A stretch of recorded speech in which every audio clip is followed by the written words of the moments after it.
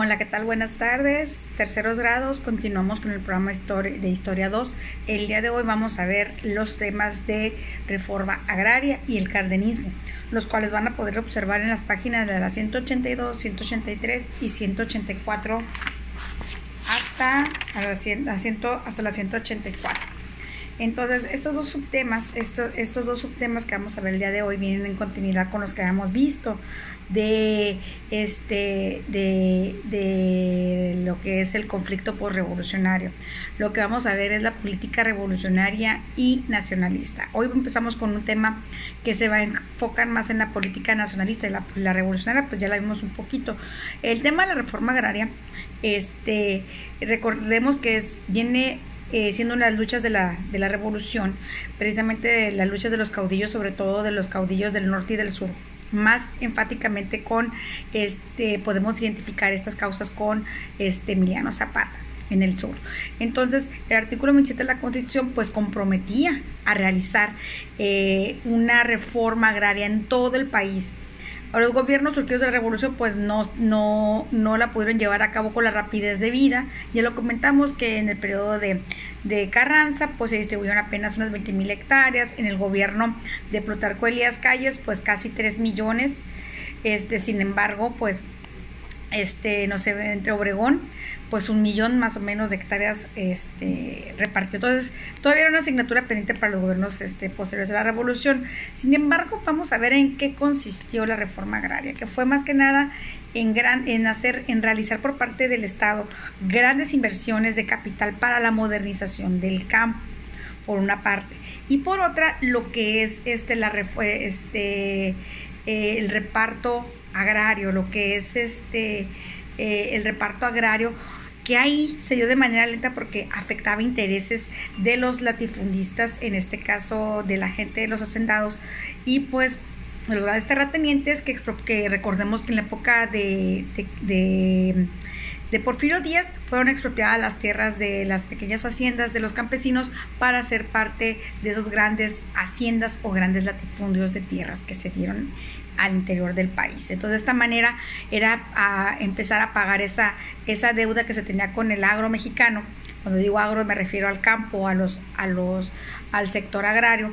Y precisamente pues empezamos a ver ahí grandes discrepancias en la forma de cómo realizar este reparto agrario. Por una parte, lo que son los gobiernos revolucionarios emanados del norte, ellos veían más adecuada el régimen de la pequeña propiedad, que el régimen de la pequeña propiedad era modernizar el campo, pero para producción para producir insumos para exportación.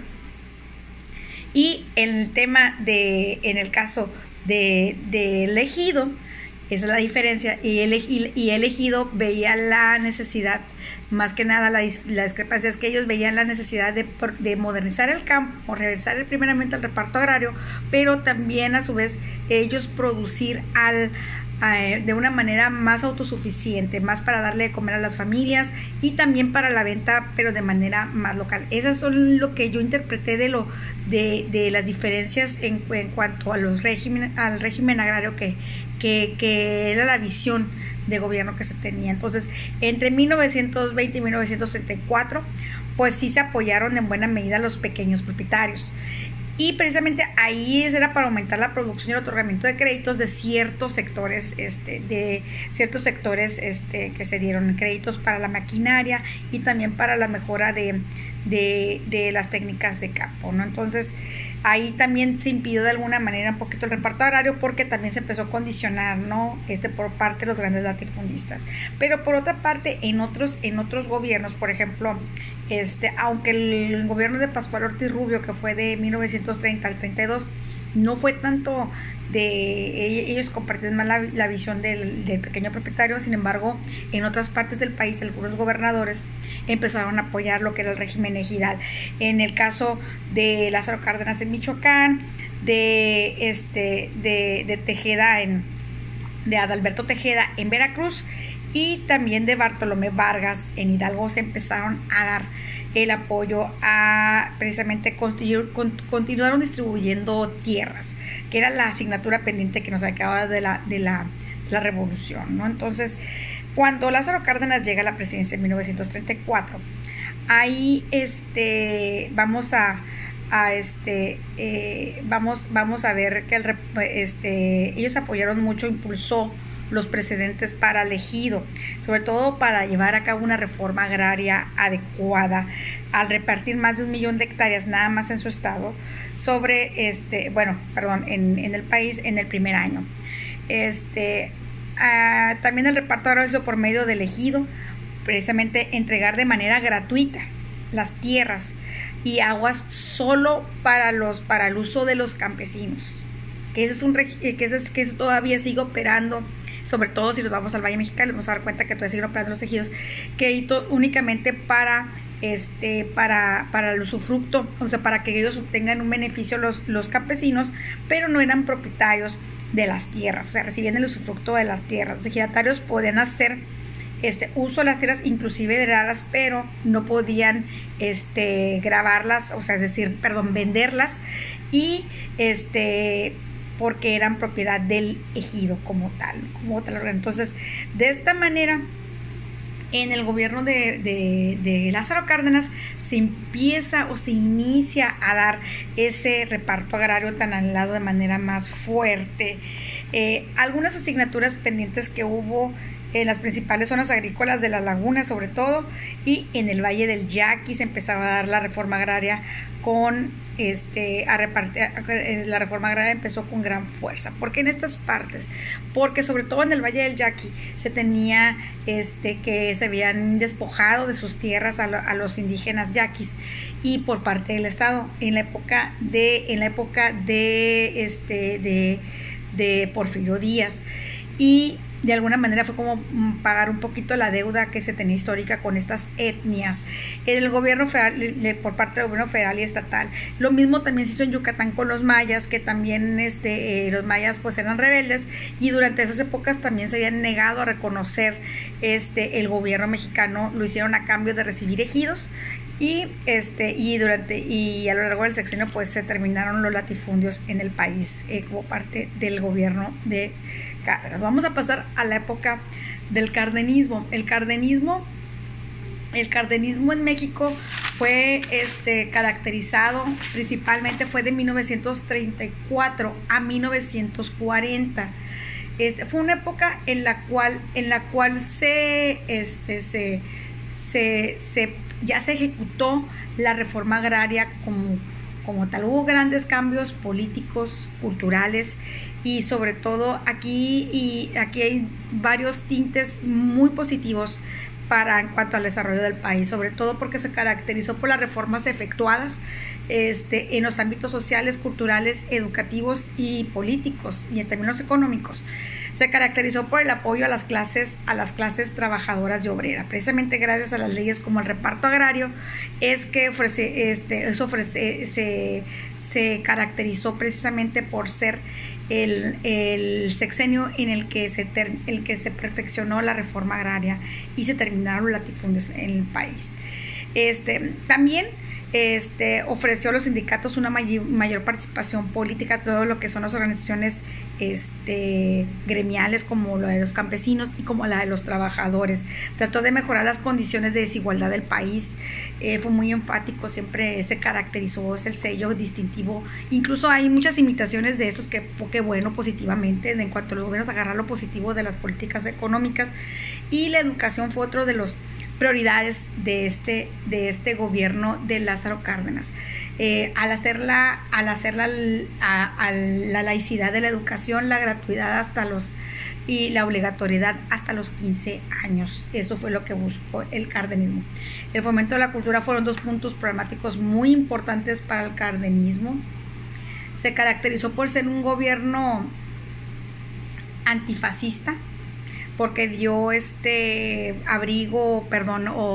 asilo a todos los españoles que eran del régimen de Francisco Franco. Les dio asilo en México. También se caracterizó por la transformación política en cuanto a su partido, donde él provenía, que era el Partido Nacional Revolucionario, precisamente para darles más representación a lo que son los obreros y los campesinos a través de la CTM, perdón, de la CROM y de la CNC. Se le dio un papel muy importante a los indígenas, se reconocieron sus principios ideológicos y sobre todo también el respeto a sus etnias, como había comentado el caso de los yaquis y de los mayas, que se había dado anteriormente de despojo por otros gobiernos revolucionarios. El reparto agrario, pues obviamente la gran desigualdad que existía en el campo desde su independencia. Además también elaboró las leyes que permitieron ya hacerse dejar esos latifundios para ser parte del Estado. La nacionalización de sobre todo de algunas industrias va a sentar ese precedente. El cardenismo recogía también la tradición agrarista de Emiliano Zapata, ¿no? De las primeras medidas fue expropiar las haciendas para podérselas dar a los campesinos que la trabajaban y a las que estaban sobre todo en manos extranjeras, que eso fue lo que caracterizó también efectuar una política de reparto hacia los campesinos. Pues en cuanto a la cultura y a la educación, pues llegó a reformar la Constitución para denominarla como una especie de ideales socialistas fuera de la para que esta fue en el sentido de la laicidad y la obligatoriedad, que era una responsabilidad del Estado el impartirla. Ese es el principio que adopta. Y también le quitó el control, pues continuó con el control de la educación por parte de la Iglesia. Lo hizo recordemos que en este periodo es cuando se concilia con la Iglesia el conflicto de los cristeros. Otra cuestión que caracterizó mucho al gobierno de Lázaro Cárdenas fue las nacionalizaciones. El cardenismo mezclaba el nacionalismo de alguna manera con aspectos del socialismo, pero de una manera menos drástica, ¿no? Pues propiamente lo expresado por el artículo 27 de la Constitución del 17, pues era para declarar que la riqueza del subsuelo pues debían permanecer en manos mexicanas. Y mediante el dicho popular del gobierno nacionalizó la industria del petróleo, la industria ferroviaria. El Estado se hacía cargo de todo el proceso de producción del petróleo y también nacionalizó los ferrocarriles nacionales de México que estaban en manos extranjeras. Ahorita estoy repasando con mi niño lo de la creación del ferrocarril en Estados Unidos, y pues se buscaba un ferrocarril transpeninsular, ¿no? Entonces, de alguna manera se expropian la industria ferrocarrilera. Y en cuanto a la reforma agraria, pues también la gran aportación de este sexenio es el reparto de las grandes haciendas a manos de los campesinos. El gobierno empezó a emprender ya una campaña con el artículo 27 en la mano, a ejecutarlo, a terminar esa asignatura pendiente que habían quedado los gobiernos revolucionarios. Y pues se repartieron aproximadamente como 20 millones de hectáreas durante el periodo de Cárdenas, cosa que no había podido hacer con los anteriores presidentes, ¿no? Y pues a acabar la cultura agraria mexicana basada en latifundios. Es la principal aportación. Yo creo que se puede ser siempre recordado y siempre imitado este gobierno por innovar. De igual manera, pues los ferrocarriles también, y las industrias petroleras, que la industria petrolera se llevó a cabo el decreto de expropiación de la industria petrolera el 18 de marzo de 1938. Es cuando ya se decreta por parte del presidente de la República que las industrias extranjeras, que en este caso todo iba a ser atendiendo al artículo 27, que iba a ser propiedad de la nación. Obviamente las reacciones no se hicieron esperar, pero pues fue superándolo el gobierno de Cárdenas. En cuanto al fomento de la educación, pues les había comentado que se había impartido una educación con tintes socialistas, pero eso era en cuanto a la obligatoriedad y la gratuidad. La laicidad sobre todo, ¿no? Que el Estado, era obligación del Estado el impartir una educación laica y gratuita y obligatoria hasta los 15 años, que era lo que se visualizaba que en ese momento era el nivel de vida, la necesidad social para seguir estudiando de los jóvenes mexicanos. También pretendía cambiar la sociedad el reparto de libros, sobre todo se empezó, en los cuales se reflejaba la diversidad étnica, ya se incluía la diversidad étnica. Le tocó el unificar el criterio de los yaquis y de los mayas. Las medidas de reparto de tierras pues no consiguió que las haciendas desaparecieran, pero aunque sí redujeron su importancia, y con el cardenismo se diseñó el poder de los terrenos expropiados fueran devueltos a sus antiguos propietarios. Los datos disponibles se muestran no provocó una reducción de la producción, sino que aumentó un 50% más para el consumo, mientras que el consumo nacional fue subiendo, ¿no? De alguna manera políticamente también buscó la reestructuración del partido político al que pertenecía, que era el Partido Nacional Revolucionario, y ahí esa estructura política se caracteriza por incluir grupos sociales como los trabajadores y los campesinos, se les dio, o los militares, o sea, se les dio una estructura como tal políticamente, y cada una tenía sus propias vertientes, su propia participación política, y sobre todo mostrar fuerza al interior políticamente de ese partido. Entonces, esa es la característica del cardenismo. Lo vamos a poder, y de la reforma agraria, muchachos. Me gustaría platicar un poquito más, pero se cargan mucho los videos, y sí se hace difícil subirlos. Les voy a encargar nada más el día de hoy, lo voy a dejar libre, sin actividad, solo la lectura de la página 182 y 183 de su libro.